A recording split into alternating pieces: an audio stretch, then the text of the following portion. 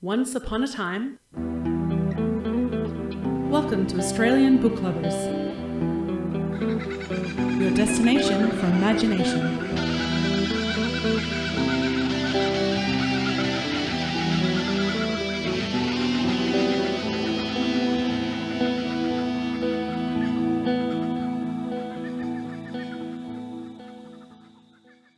At ABL, our mission is not only about celebrating and sharing fabulous Australian and Indigenous authored books of all genres with readers around the globe, it's about finding fantastic resources and information for authors looking to write their first or next book or their next bestseller. And what better resource than getting them into the writer's room with some of those authors and asking them to share their experience. I'm Veronica Strachan, aka VE Patton, the co-founder and tonight's co-host of the Australian Book Lovers podcast. What episode are we up to, Laurie? 110. 10. Can you believe it? 110. And I'm here on this very wintry evening in Pride Month for Australia, and I'm on Wurundjeri Woiwurrung country. Where are you tonight, Laurie? I'm also on Wurundjeri Woiwurrung country, about an hour and a half away from you, I think. Is it an hour and a half? Might be It's a bit about more. that. It's about that. So I am Laurie Bell. I'm a science fiction and fantasy author, blogger, short story and flash fiction writer, and your co-host for the session today. And I am still a little bit frantic from my lovely bus ride home. So we love public transport, do we not? Victoria has the best public Victoria. We'll just say that, knowing that, nobody else can really complain. Let's just say that we have two incredible authors with us tonight, and two mystery thriller authors who really have been called debut authors, but really, let's say that there are more to these authors than meets the eye. First of all, Andrea Barton, good evening, and how are you? I'm very well, thank you. Thank you very much for having me on the podcast. Lovely to have you here. Whose country are you on tonight? I'm on Boon Wurrung country. So I suspect you're east of Melbourne. Southeast. Yes, very good. Lovely. And Kirsten Hunter, welcome to Australian Book Lovers. Thank you for having me. And I'm on Jagera country, which is in Toowoomba. Very nice. So you are far away from us. I'd like to say warmer, but it's probably not that much warmer where you are at the moment. No, it's suddenly hit winter very quickly. Yeah, it just has dived this last couple of days. And the people on the ski fields will be happy, but, not necessarily anywhere else. Let's see how we go. Can I ask, Laurie, would you mind telling us about Andrea's bio? Because I would love there's much to say, and please. There is so much to say. Yes. I'm going to jump straight in. This is absolutely fantastic, and I'm dying to ask more about several parts of your bio, so we will get to that. So, and Andrea Barton, author and fiction editor, runs the book editing company Brightside Story Studio. Her writing credits include the Winding Narrative blog, several short stories, 2 picture books, and 9 stage productions about contemporary social issues. She's also co-authored and edited 2 anthologies about expatriate life. The Godfather of Dance is her first novel. An electrical engineer turned career consultant, I need to ask you more, and who spent 12 years enjoying the exhilaration and dislocation of life as an expat in Nigeria, USA and Qatar with her husband and 2 children. Along the way, she developed a passion for ballroom and Latin dance, helped build a school, got bogged in both Qatari and Australian deserts, and had an accidental hallucinogenic experience in Peru. She has now returned to Australia, where she commutes between Melbourne and Mansfield. And you can pop to Andrea's website, which is andreabartonauthor.com. Do you want me to jump in a little bit about Jade Riley as well, or should we hold that for a minute? First let's say there's probably snow in Mansfield, and tell me, the most interesting thing, of course, is I'm trying to write a bio for, a fabulous group to go and have a chat with. I thought, I can't make it as exciting as Andrea. It sounds so good. Could I make up some stuff? Because where did you get all those fabulous things? Why did life throw you into those adventures, do you think? I have just been very, very fortunate, very lucky. I started out just kind of following the path, going to school, going to uni. I got a corporate job out of uni, and I realised very quickly that corporate life was not for me. So I went and did further study, actually studying organisation behaviour. Now I definitely want to talk more to you. So yes, we can talk offline. Yes. More interested in people than in things, I realised. Yeah. So that would be Kirsten sort of followed the path that I kind of envy in some ways, being a psychologist. But yeah, then my husband, who really is a true engineer, ended up getting posted overseas for work. So after I'd done one career shift into career consulting, I then had to give up my career altogether to follow him. And I did that because I knew it would give me an opportunity to write. So that's when I started writing, and I've just been very lucky then to follow him around the world, with him providing me all these wonderful adventures to write about. Sounds brilliant. And I have to ask you first, before we jump in with Kirsten, tell me about the dance, the Latin dancing. Yes. Well, I actually started dancing when I was in Nigeria. There was a group of people in our compound who were taking salsa dance lessons, and they needed 4 people for the class to take place. And one of the ladies who was doing it already left, and so they needed somebody else. So I didn't even actually really know what salsa dancing was. And I was like, oh yeah, I'll do it. And I got completely hooked. So I had an amazing teacher in Nigeria, Buddy, and he, we started working together, and that actually got me into writing the stage productions as well, because they were doing shows of like just random different dances, one after the other. And to me, it was like I was just dying to put it all into a story. So that was the stage productions that I wrote for his company initially, to showcase these different dance styles, but within the context of a story. Excellent. That's amazing. Hold that thought. We will be back to you, because now I want to introduce Kirsten. And really, we had to be careful and not do too much, because there's so much we need to ask you about. So let's go. Dr. Kirsten Hunter is a clinical psychologist with 20 years experience. Between running her private practice and loving her home life, she enjoys writing her books, hiking and scuba diving, and is known for embracing life. Her other books, apart from Murder at the Narssisus Gardening Club, which we'll talk about later, include the Signposts for Living series and the Squish series for children, and they all look absolutely delightful. Now, on your website, you say you have too much energy. You're the proud mother of 5 boys. I don't know how that kind of melds together. Too much energy and 5 boys, but there you go. Now, you're a native Queenslander, being in Toowoomba, and you and your sons and husband John and your boys love to get outside and hike, either through the mountain area where they live or along the coastline, with, of course, a spot of scuba diving. Now, as well as your books, you have some theatre productions. So Murder at the Narcissus Gardening Club started as a play, or was crafted as a play. Let's hear a bit more about that. And you've got, of course, the child and teen psychology books. So Kirsten, again, another amazing conglomeration of skills and experience and things to put together before you decided that you would write a crime novel. So tell us a little bit about how you got to this point. You know, I was busy writing the non-fiction psychology books, and there's 6 of them, and they cover 205 psychological areas. And so they were, you know, very meaningful, and I was doing them out of a sense of duty. I wasn't fun. And so meanwhile, my mind started to just kind of explore this really fun world of this play, which was Murder at the Narcissus Gardening Club. And it was kind of studying the various narcissistic profiles that at a distance are quite ridiculous. And you know, and then all these plots that could come together. And I grew up on Agatha Christie, so it's a good old whodunit that's very character driven and lots of subplots. And so I started to write this play because I wanted to see it on the stage. And then I thought, no, I think this is actually a book. So then I just fell in love with the protagonist, Margot Gray, and then I wanted to spend more time with her. And I never set out to do anything. I just accidentally fall into it. And so 6 books. So there's a series of 6 books, Margot Gray, 6 books. And the second one's coming out in August, Mystery of Placid House.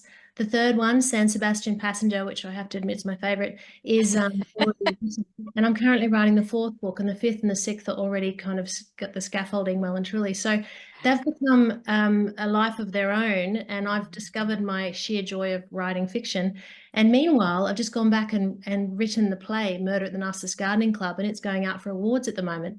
So I'm going to get to see my play on the stage. So there you That go. is brilliant. That's really exciting. Where is it going to be performed?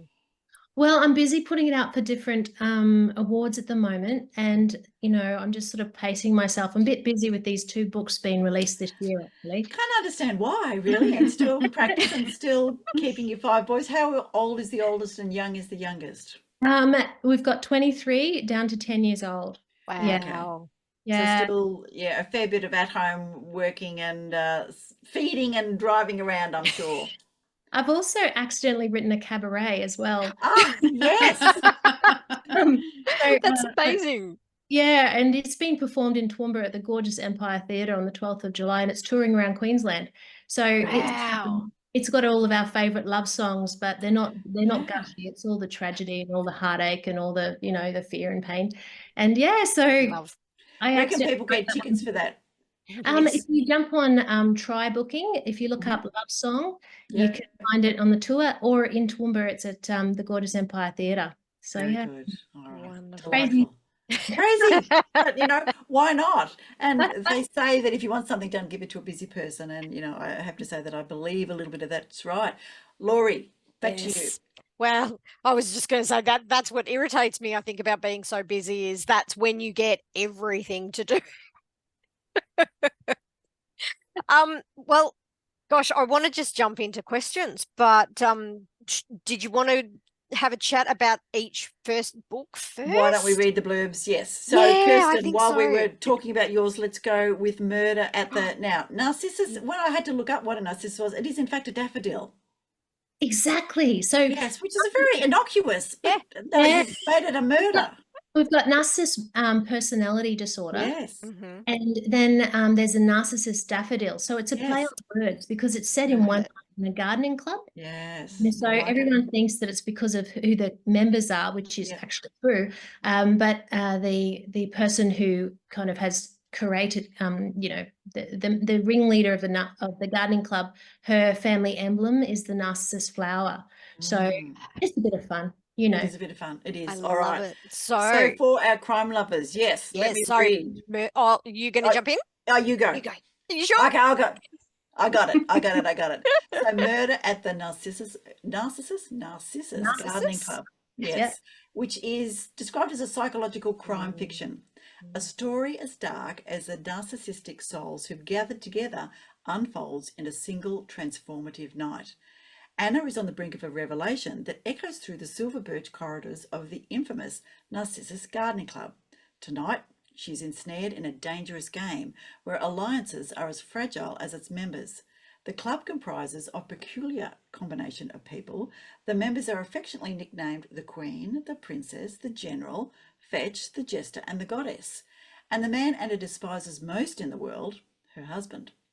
When a shocking death strikes the club, every member is under the spotlight. Questions are raised as psychologist Dr. Margot Gray, with her irrepressible spirit and piercing intuition, navigates a web spun with secrets and deceit. Wizardry of a brilliant kind is needed for Margot to stop the killer striking again. This dark yet playful psychological thriller is crime fiction at its best. This debut novel is also the first in the Margot Gray series, as we've heard. And as an experienced psychologist, of course, author Dr. Kirsten Hunter writes with an authentic, authoritative voice. The book dives head-on into the brutality and tenderness of human nature, prepare for a captivating journey where every page turned brings you closer to the shocking revelations that lie at the heart of the Narcissus Gardening Club. Wow, there you go. All right. I'm loving the idea of all of the nicknamed. I'm sure they're all up for being culprit of the of the murder.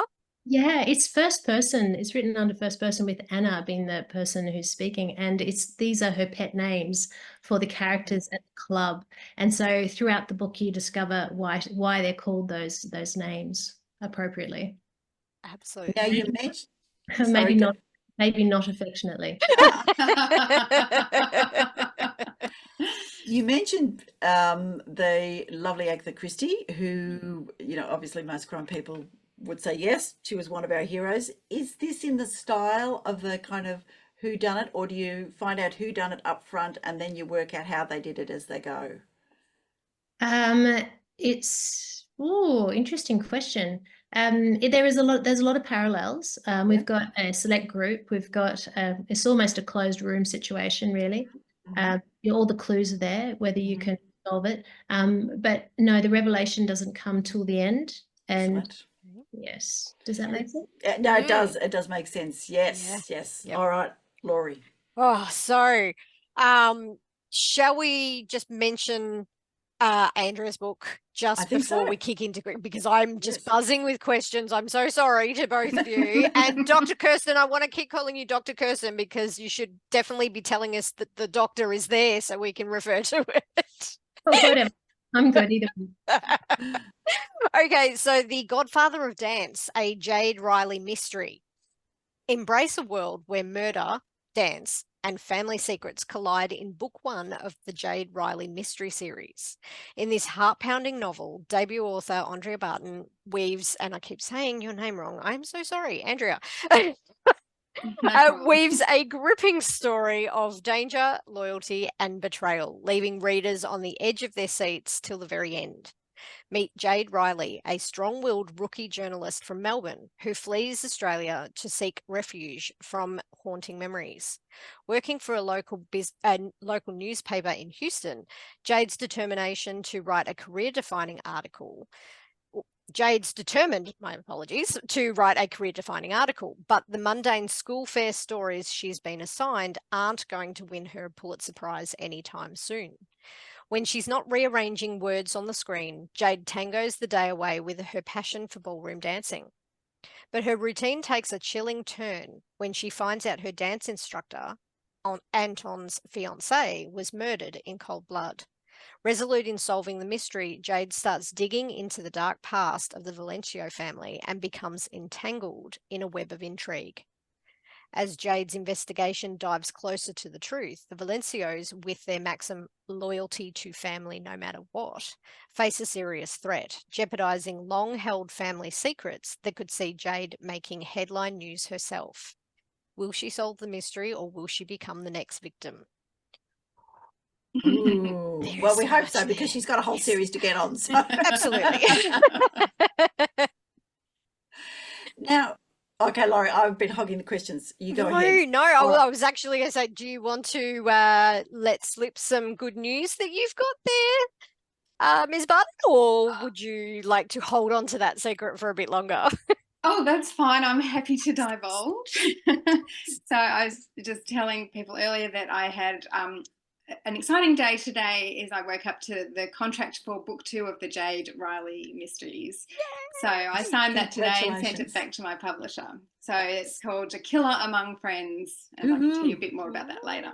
Wow. Excellent. That sounds so cool. So you've both written, we'll start with the crime stories. And Andrea, do you divulge your killer in the early part of the story, or does that not come until the end? No, Excellent. it doesn't come until the end. Because I want to talk about that with writing crime.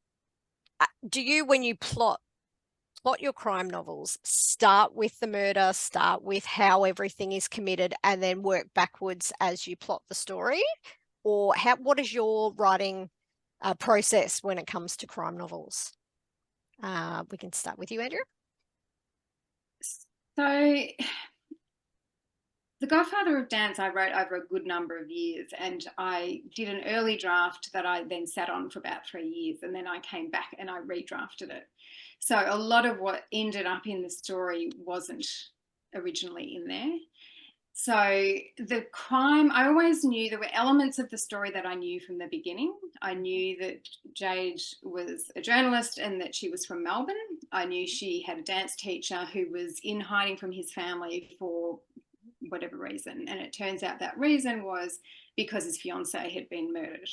So it was the cold case that Jade had uncovered that they then have to team up together to solve.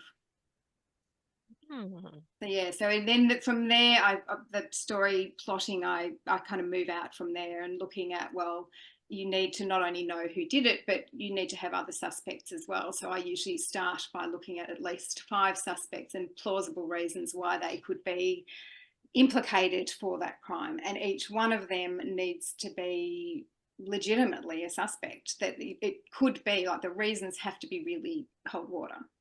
So I start by sort of plotting out who all of those people are and then look at how I meld all of that together. Kirsten? I tend to write so that I really want to care about who's being killed. Ooh. And so for me, it's really quite important to create this sort of context where you've become, intrigued or attached to the character, and it really bothers you a lot that the person's been killed. And for me, the murder is very significant, but it's not the most significant thing. It's more to do with the characters and the backstories and their agendas. And, even if they aren't the murderer, you're quite intrigued by following their story. So I would say that the murders typically happen around the middle section, roughly. I would, as I'm thinking about the different books, that tends to be a pattern, I realize, which I hadn't really. Aha. I always find that talking about the writing process, you find all of your themes that just reoccur over whether you want to or not. Yeah, definitely. It's really interesting. I really like when you care a lot about the characters. And you know how sometimes you might read a book and if you don't resonate with the character, and you don't have to like them, you just have to have some connection or empathy or have curiosity about them. So I really care a lot about creating that connection with the reader. And, the feedback I'm getting from people from Murder at the Narssisus Gardening Club is quite delightful because they're finding the book quite infuriating. And that's the goal. What great feedback. That is great feedback. Yeah. I had one person say, I really wanted them to get their what's the word, comeuppance? Yes. And I got there in the end. And go for a big, I want it to have a lot of punch. Yeah. Cool. Andrea, tell me, and both of you, is a question for both of you. Let's start with Andrea. Start of a series, strong, sassy woman protagonist. Was there ever any doubt that that's what you're going to write? Me looking at 2 strong, sassy women here who are successful in their worlds. What else would you write? But was that a conscious choice, or did that just feel as though she's a journalist, she's from Melbourne, of course, what else would I write? Jade actually developed quite a lot from when I first started writing the series to when that book was published. This is actually originally the 3rd book in the series. And I had started writing when I was living in Doha. And so the protagonist at that time was also living in Doha, and she was married and she had kids. So she was a lot older than the protagonist has ended up. And actually, originally, she was also a psychologist in the very early drafts, interestingly.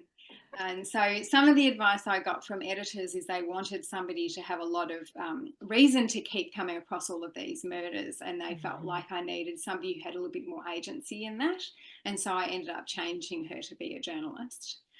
And I changed her age because I'd been trying to pitch the first 2 books, and originally they weren't picked up. And so when I came to pitch the 3rd book, I felt like you can't pitch the 3rd book in a series. It has to be written as the first book in a series. And so I rewrote it to be actually a prequel. So when she was much younger, so that if the others got picked up, it would still work in the series. But if it ended up being the first in the series, it would also work. So that's what I did. So she changed professions and she changed age. So in The Godfather of Dance, she's 26. She's not married. Which was actually really good because when I'd originally written the story, she still had to have that relationship with the dance instructor, but because she was married, there were a lot of issues that people had with them being really close. And so when she was no longer married, it meant that I could open it up to a little bit of a romance thread, which was fun as well. So she was always strong. The one thing I always knew is I wanted an everyday hero. So I didn't want to do a police officer or a spy, or for one thing, I didn't have that experience and background, so I didn't have that lived experience. But I just wanted that everyday hero, but in a extraordinary situation. So that was always clear to me, but she did really transition and develop a lot over the course of writing her. She certainly has. Yeah, a long way. And do you know her really well now? Oh, yeah. She's Yeah. just a friend now. I know how she's going to shoulder. respond to things. And Yeah. Do you have plots picked out for future, since the book is a series, for those future books in the series, apart from those first two? Well, the first two I'll still put in the series. So, and I had already written drafted the fourth one, which is now the second one. So the second one, as you've heard, Killer Among Friends, that's going to be out soon. So that one is set back in Melbourne. So in The Godfather of Dance, you'll find out that she is partly there because her best friend committed suicide and she's running from that pain. Everything in Melbourne reminds her of that. She can't get away from it. She's given this opportunity to go to Houston, and so she takes it. And so that's one of the things that she and Anton bond over, is this grief, because he's got the grief of his fiance who's been murdered. She's got the grief of her friend who committed suicide. So that's a huge theme of the book, is grief. But what happens in this, what she realizes by part of her character growth throughout that book, is to realize that she can't run away from that she needs to go back and tackle it. So in the second book, she's back in Melbourne. She has to re-establish herself in Melbourne, having been away for some time, and she has to kind of reconcile that grief. But then what happens as soon as she gets back to Melbourne is she's got a close circle of friends. There's 6 of them in that group. Elena was one of them, her friend who died. And one of the others is murdered. And so that then goes on. No spoilers now, but yes. No. Yeah. Wow, my goodness. Well, a question for both of you then. So with the best parts with the crime genre is that tension and the building of suspense and the finding of those clues that are scattered throughout the story. Do you have any really interesting red herrings that you've picked with while you've been writing and plotting out your story, or something that you just put in there for secret reasons or hidden reasons for friends to recognize? What's your way of building that suspense with your clues? You know, I think that the red herrings are almost the most fun in the whole book. You know, there's as much time put into herrings as the actual main plot line. And you know, I don't know. I can't think of any exact examples, to be honest. But I know that they're a strong plug, well and truly, very much, and I really enjoy them. And they're quite cruel, which is delightful. Yeah, and I think for me, when I talked about, you know, you have each of these suspects and they each have to have a genuine reason for why they might also want to kill that person, that actually creates all your red herrings for you. True. Yeah, all those subplots that are going through. Exactly. Kirsten, go on. Oh no, I was just going to say, Margot Gray, you know, she's a clinical psychologist, so I haven't gone there, have I? But she's got a forensic background, which I have as well, and that just gave me a beautiful scope to explore the criminal mind. But the truth is that a lot of us have got components to the criminal mind, and it's not black and white. There's lots of grey, and I really enjoy exploring that whole spectrum, which is really interesting. And you mentioned the character, Margot Gray is someone I would love to meet, well and truly. She's one of those people that just dances to her own beat, and she's just, you know, she's, you know, that energy that walks into the room. My children think that she's me, but she's not. She would only buy a red car, and I would never buy a red car. So do you think you're living a bit vicariously through her? No, I think that she's the female role model that I would love to meet, actually. And she's also very flawed, very vulnerable, And you know, so she's not just this one-dimensional. She's got all that depth to her as well. And I've got two characters. I've got her sidekick, who is William Tarlington, and they are lifelong friends. And he's the opposite to her. He's extremely anxious. He's very conservative. He works very hard to mask his anxiety. I And think so I relate to him. yeah. And so he's just, you know, he's presenting as this really kind of capable person. But the second book, Mystery of Placid House, is actually written from him. And so you get to hear all about his anxious head and how Margot's driving him insane. You know, there's just this desperate love and infuriation between them. So, you know, it's been a lot of fun. Yeah. Good. Tell me, as a series writer, both of you, how hard is it to keep the threads of the story going, but also to give your characters space to grow? Kirsten. Darling, yep, you go for it. So who's going first? Okay, Andrea, over to you then. Okay.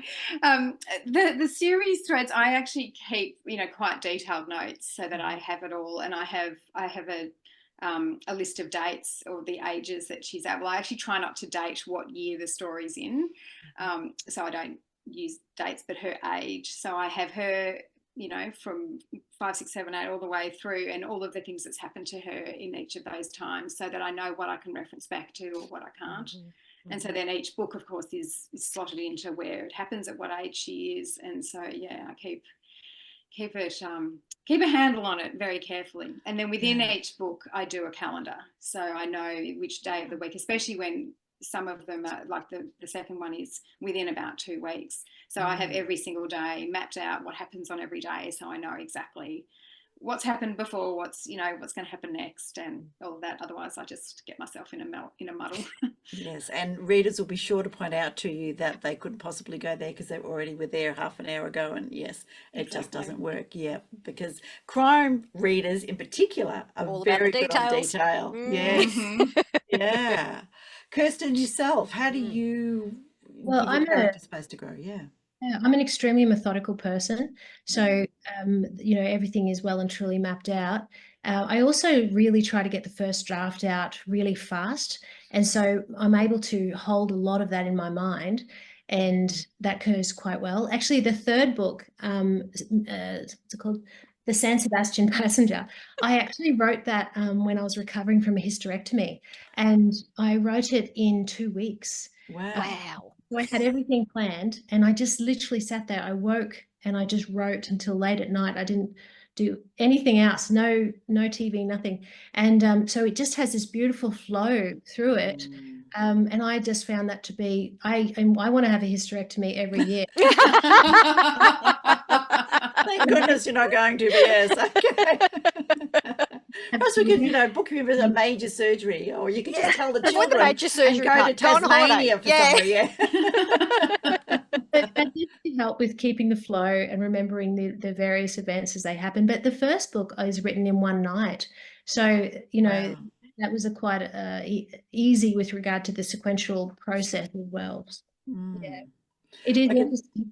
I can see why I don't write crime, because that is just way too methodical for me. I'm much more a seat of the pants kind of person. Luckily, I'm organised at work, at, you know, the work that they pay me for.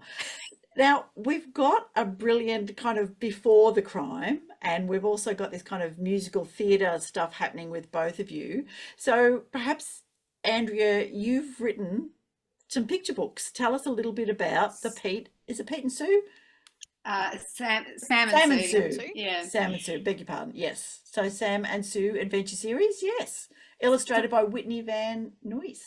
That's right. So she is a friend that I met in Doha when I was living in Qatar. She lived 2 doors down from me, and she knew I was a writer. I found out she was an artist, and it was just a fun project that we did together. So we said, we're not going to try to get traditionally published. We're just going to self-publish. We'll do it ourselves. It's just, you know, we'll just get it out there. Yeah. And so we did 2. We would have done more, I think, if we'd stayed together. But as what happens with expat life, she got moved. Well, her husband got moved to a different country, and so they moved on, and it was harder to do it while we weren't together. But so we did 2 books together, which was really good fun. One was set in Doha, which was really interesting because there aren't a lot of picture books set there. And so I got to go to schools there and they loved it because they didn't have many visiting authors either. So that was interesting. Whereas once I came back to Melbourne, I can't get in anywhere to speak to people about it. So much different. Yeah. So no, it was fun. It was just, again, it was a fun project. It wasn't something that we were too, we didn't get ourselves all tied up in knots about it. We just did it. Enjoyed it, which sometimes comes through in the pages and the illustrations because you can see that they are just a lot of fun. Yeah, lovely. Kirsten, tell us about, you've got a series of 4 books called the Squish Book series, and that takes us into the child's world, but you've also got your Signpost for Living as well. So tell us a little bit about Before the Murder book. Sure. So Signposts for Living is a series of 6 books, and it covers 205 psychological areas that are conversations that I just have over and over and over and over and over again, that I was just really excited to people saying, can I read about this? And a lot of the things are the areas you can read, but many you can't. And so I wrote these books and then, I would say, oh, well, if you want to read more, this is available to you. But they've actually taken off really well. And I think because they're conversational, often you'll find a psychology book, and if you want to read about one area, like, state of flow or communication issues or marital issues, you don't want to read a whole book. Whereas if you can read a portion of the book and it goes into it to enough depth so that it's useful, so that's the advantage of those books. And the Squish series, I wrote them accidentally as well. I work with children a lot, and there's just these 4 areas that I just kept having conversations with children over and over and over. And so Emma Mormon is this absolutely exquisite illustrator. She has autism herself, and she's now moved to Romania, would you believe? But she's done the beautiful artwork. And yeah, so what My Thoughts Are Trash or Treasure is one book. Grit Superhero, I Am Gold, and of course there's a 4th book I can't think of, but they're kind of just delicious. Superhero, I'm an outsider, you are gold. There you go. I'm an outsider. So the premise being we're all outsiders. Yeah. And so, and they've gone really well. So the kids, they're rhyming books, and they're very relatable books. So they're kind of frequent flyer points in psychology, frequently covered topics, I guess. Yeah. So rhyming, both of your picture books are full of rhymes. So putting together a rhyming story, how has that gone for you? I mean, talk about 2 completely different styles of writing, from a crime fiction to rhyming stories. How has that gone for you? I found that when I read to my children at nighttime, they love rhyming books. They just seem to absorb the information. They relax. It's just got a nice rhythm to it. So for me, they had to be rhyming books. And my editor was saying, "Don't you dare! That's a ridiculous idea." I said, "Well, tough luck." And yeah, so I took a very long time to write those books, to get them just right, because you can't push it, and if it's not fitting, it's not fitting. So they took a long time to write, actually. Yeah, I found the same thing when I was reading to my children at night. It was always those rhyming books that we'd read over and over, and we just enjoyed it so much. Whereas interesting is if you try to get published now, they say, no, don't do rhyming. They don't want it. It's just not the done thing anymore. But I wanted to do it, and I didn't really know better at the time. So I just did what I wanted to do and had fun with it. So yeah, I enjoyed it. They didn't take me as long, but it wasn't something I laboured over too much. I just kind of did it and sat writing lots and lots and lots of different words that made sense. I knew what I wanted to say on each page, and then made it work. I've actually found that Wish books have gone really well with teenagers, because they're really universal themes that adults benefit from. I mean, how many of us are very good at knowing which thoughts are rational or irrational, and so I wrote it for children, but it's actually the adults have come back and said, I really got something from that. That was really fantastic. That's good. Yeah, that that's is really good. Yeah. Yeah, I And think that was certainly just wanna- something I found with the Doha book as well, because it had illustrations of places in Doha. All the adults loved it because it reminded them of places they'd been. And the second one was set in Australia, in Port Douglas. And again, it was something that people enjoyed it because of places they've been. And I noticed that they look at, these books are very different, the rhyming children's or picture books to mysteries, but there's a common thread in mine, which is about place. So because I've lived as an expat, I mean, my stories, the children's books were all set in different places. So we were sort of joking about pitching it as the Lonely Planet Guide for children. And then my mysteries are all set in a different place as well. So that's one of the defining things of each of the books, is that each novel is set in a different city or place. My husband's from Basque in Spain, and the third book, the San Sebastian Passenger, is set in San Sebastian. So really enjoyed that. That was fun. Did you have to go and do some research? So Andrea has been lucky enough to be around the traps. Did you go to, have a look at Saint Sebastian to get some, or did you have to do Google Earth and have a look at where? No, I've been there many times. Oh, lovely. Yeah. It's a favourite place of mine in Basque Country in northern Spain. It's one of my favourite countries and cities. And I've also included Espatia, which is my husband's town, in Basque. So no, they're very familiar, and there's lots of discussion. If you were a local, you would recognise exactly what I'm talking about. Excellent. So I'm waiting for Andrea's book about Melbourne. I was just thinking bring that Jane too. Riley home. I love reading about Melbourne. Go, I've been there. I've been down that street. Yes, I've been there. I'm listening to a crime writer. I must admit that I do mostly listen to crime when I'm doing my long travels. Catherine Howe, who's written a whole series of books about Ella Marconi, who's a Sydney policewoman, but she also does a lot around paramedics, which is a little bit like me, coming home, doing my homework, going back to work. But even though it's Sydney, I still go, oh yes, I know where that is. Oh, I know what that is, so you can sort of see that. Except they do the foolish thing where they call potato cakes, potato scallops. Really? Really, it's clearly. That is clearly not right. What do they call them in Queensland? Potato cakes, which are just, the round flat chips. Scallops, I think. You call them potato scallops up there? Scallops? Yeah. Ridiculous. Sorry. Potato cakes. And I don't know why we call them potato cakes, but there you go. Now, let's move to the theatre production side. So Andrea's screenwriting, screenplays and things. So tell me, I have to whiz back and have a look. Theatre productions. Several. And actually, also fun fact that you used to play the violin. Thank you for putting those little things in there. So tell me about the theatre productions. So when I was in Lagos and I was dancing, we wanted to do these stage productions. And the first one we did was to raise funds for a local school. So the local yacht club put on a production that they called Music on the Lagoon each year, where they pulled up a barge next to the lawn of the yacht club, and the barge was the stage, and they had tables and chairs on the lawn. And so it was kind of like people would bring their own picnic meal and they could get drinks from the bar, and originally it was all music. And then the person who was arranging those music, the concerts, was not available to do it one year. So I was like, well, I'll do it if you let me put dance in it as well. So there were a lot of negotiations that went on to, what I had to do and what, I had to include certain number of songs, and, there were a whole lot of things that I had to incorporate to make the show work. But yeah, we eventually pulled it off. Everything that could go wrong did go wrong.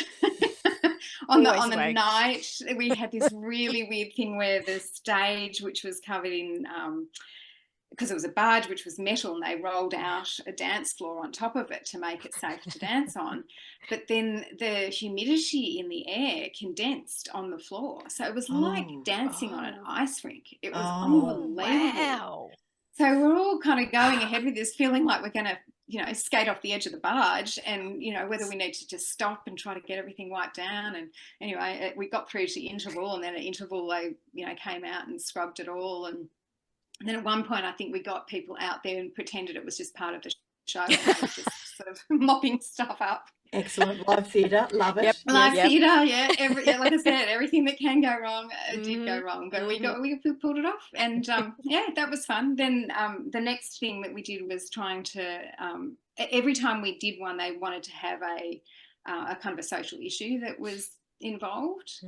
And so we then got sponsorship and did a series of productions that were for my husband's company, which was ExxonMobil. And they did a end of year concert that was for all of their stakeholders. And yeah, we got to put it on. So we did like gambling one year. We did, trying to remember off the top of my head, all the different topics, drinking. So yeah, it was fun, and they wanted to have a purpose behind each show. So each time we tried to look at a specific social issue and cover that off.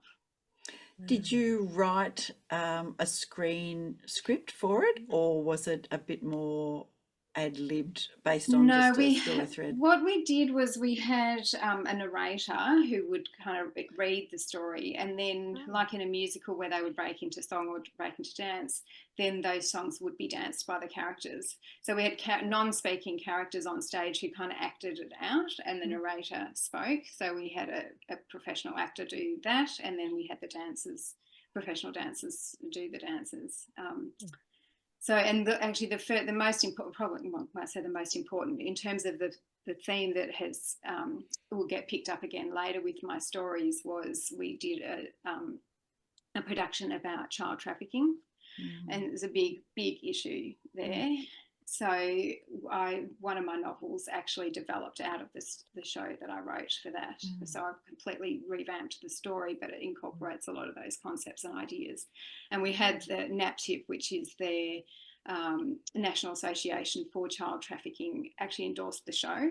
And I've given them early drafts of the novel, which they've endorsed as well. So I'm hoping that's going to end up being probably book 5 in the series, and I'll go back to them, and NAPTIP will be mentioned particularly in that, in the acknowledgements for that. That's fantastic. Yeah, very important. Yeah.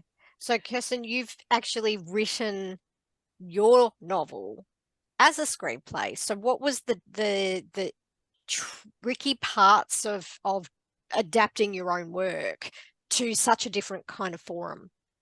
I found it really challenging because I was so familiar with the book, to come and have a fresh head. So that was challenging. And there's also logistics. You know, you have to keep things moving quite fast.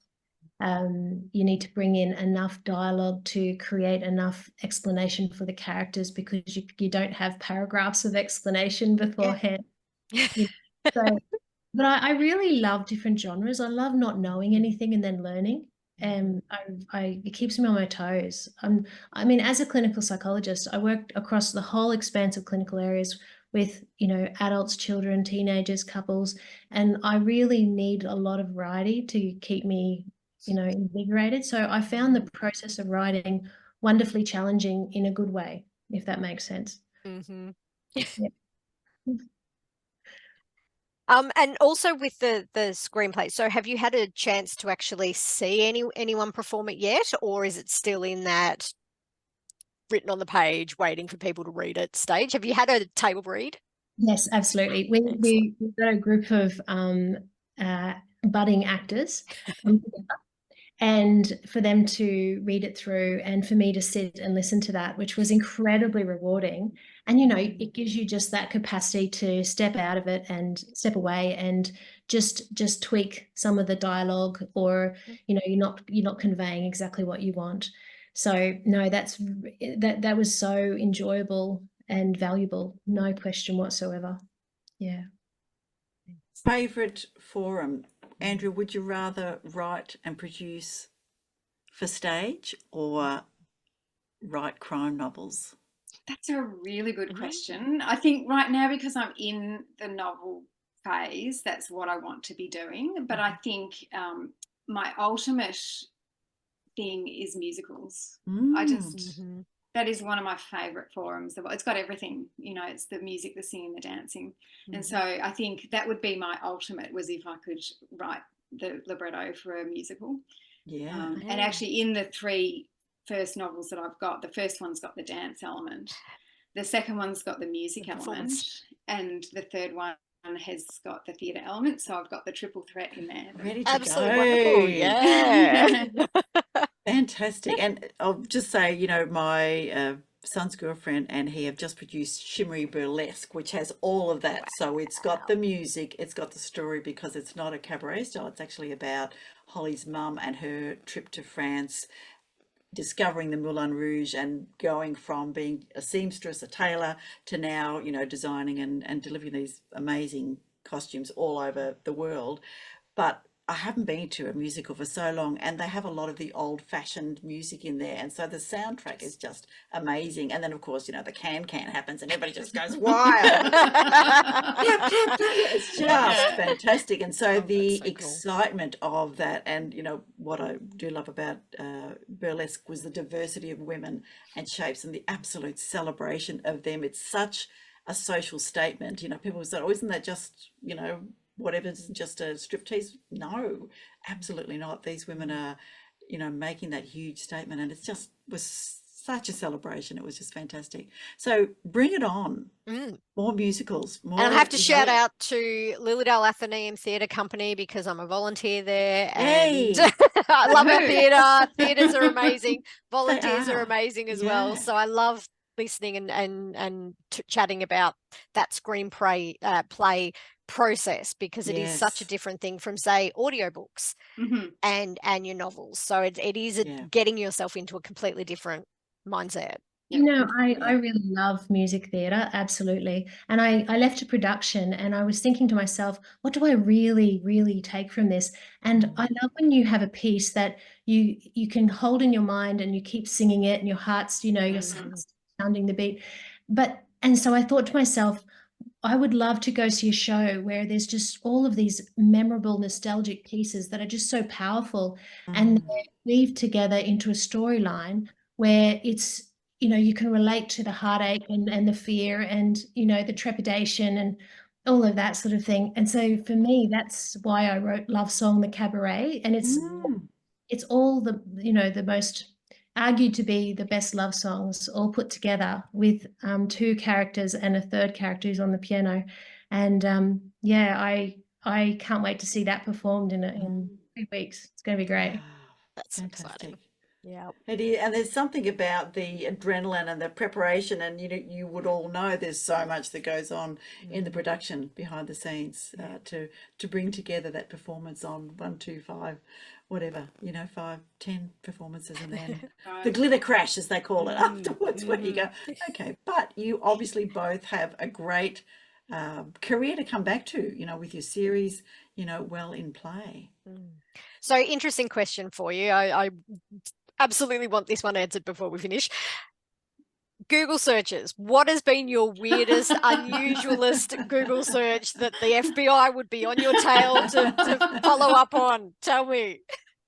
I've always got these gorgeous autistic children who come in and tell me these fun facts. And so I find myself Googling them to find out if they're true. And you know, and they are. One of the children, I haven't Googled this one yet, but it's my next one I want to Google.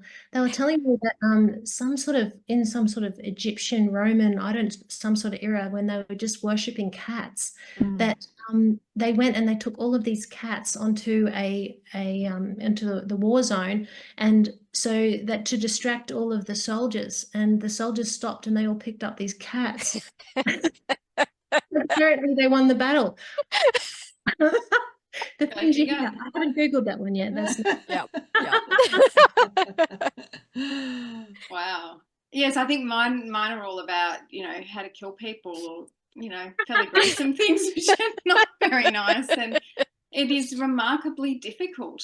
And even, I mean, and this is actually more serious, committing suicide is actually very difficult as well, because I needed to research that, which was very sobering. But yeah, having it, if people looked at my search history, they'd be very concerned. They'd be sending me off for counselling for sure. And Kirsten, because yours are so detailed in that really descriptive sense of the murders, what about you? Have you actually searched for anything body wise for an injury, for example, that or a way a body part moves. This is going to sound really macabre, but I actually come across that from work all the time. That's what I was wondering. I genuinely do. I've come across murders. I've dealt with intricate detail with that. I've done a lot of forensic work. So, I've probably got too much knowledge. Mhm. And, I think that's why I probably approach this content with a lot of sincerity, but also a lightness. Mhm. And I don't want the person to come away from the books feeling depressed. So, Mhm. I think I've developed a bit of a coping mechanism of a sense of humor, which is probably concerning, actually. You should see a psychologist. Why is it that we love crime? Why is it that, for apparently normal looking women are madly keen about killing people, and who did it to somebody? Why is that a release, Andrea? I was thinking about this today, and the thing is, because I actually don't like too much violence in even what I watch on TV and what I read about and things like that. So I actually don't like violence at all. But I think the thing about crime and crime writing, it's the problem solving, and it also it's the puzzle. So there's, and the other element is it's two parts. It's the puzzle of how it all happened and putting all the faces together. And certainly in writing it, I love that element of it. But it's also what Kirsten was saying before about the characters, because you want it to be that you can understand, even if you don't agree with what somebody's done, or you might, think they're a bit despicable, whatever, you want to understand why they did something. And as a writer for something, for somebody who's committed a murder, I want it to be completely plausible that I can get inside that person's head, and in their head, it is completely justified. Their actions, this happened, and so I did that, and then I did this, and then I did whatever, and it has to make sense, because otherwise it doesn't make sense in the book. So I think, so why do we love crime? Yes, it's puzzle solving. It's also about understanding people, I think, and we all crave to understand people. Yeah. It's definitely that puzzle searching. I think we're also pretty fascinated by the depravity of human nature and what can happen. And the truth is, if we're going to murder someone, we're going to be a psychopath, really. My PhD happens to be on psychopathy, so there you go. I often think about killing my work colleagues daily, so I get it. I get it. Majority of psychopaths are high-functioning people that are very successful in their various industries. A lot of politicians, a lot of CEOs, business people. So to be able to give that context to the character, where you're ultimately showing that they are very disturbed for them to behave this way. But yeah, Andrea, you're absolutely right. They have got a justification, and they would argue that it's valid what their actions are. Absolutely. Yeah. And you both write with the two characters that are following the investigation. So your main female-led characters, which I'm loving with both of your stories, but also that they do have that partner to bounce ideas off. Was that very specific to give you that chance to chat about the case? Yeah, absolutely. For myself, the dialogue, I'm very dialogue driven. Really, you can show so much about the individual. So the dialogue between the two characters has been really beautiful in exploring the plot and all of the concerns. There's no question there at all. And I missed, Andrea, have you got a male character in your books? It's not the same two characters in all of my stories. So Jade is consistent in all of my series. So the main point of view is hers. In the first book, Anton, she sort of teams up with, but he's not in the second book. So, and in fact, I have several points of view. In the first book, there's 3 points of view. In the second one, back in Melbourne, she's the only recurring character other than her parents and people who are part of that. And she doesn't have an actual sidekick in this part of the story. Is about of her circle of friends, who can she trust?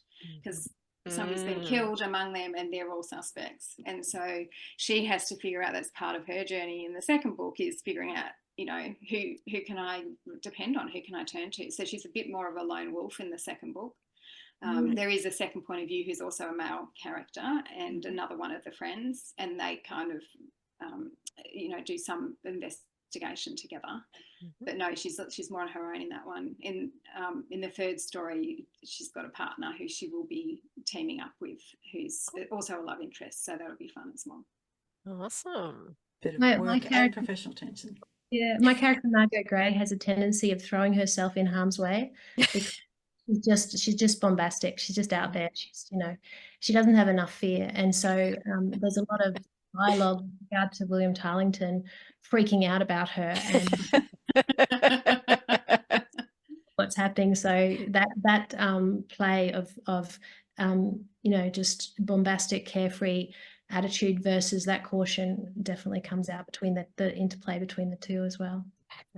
Sounds good. I love a bit of banter. Yep. Andrea, where can people find you Yes. online? Tell us a little bit about where you're available, because I have seen a little bit about you've been out and about with the Godfather of Dance.